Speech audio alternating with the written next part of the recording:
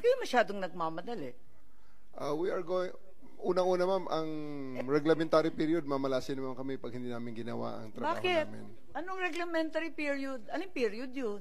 The Article Dahil 125, sinabi na nga ni Executive Director sa ating PCTC, na diffusion lang naman yun eh. Wala nga commitment pinag-uusapan dun eh. Wala nga red notice, pambira eh. there is a warrant. Takal-takal na ni Arnie Tevez eh. Wala pa rin, di ba? Ba't kayo nagmamadali? Ano yung reglementary period mo?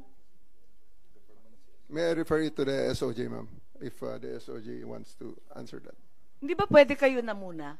Mauna lang kayo, tapos sa si SOJ. Pwede? Okay, ma'am. Okay.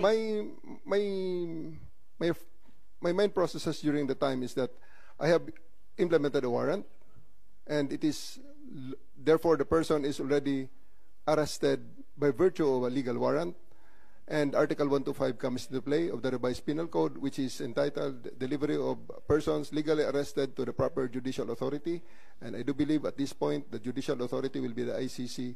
Therefore, I have to abide with that Article 125 of the So revised inaamin penal mo code. warrantless arresto.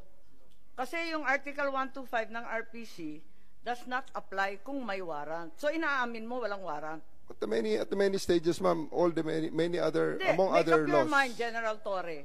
Warrantless arrest ba to o may warrant? Kasi ang liwanag naman ng Article 125 eh, ng revised penal I do code. believe that I have a warrant at this time. I just don't want to be. Hindi walang reglementary period.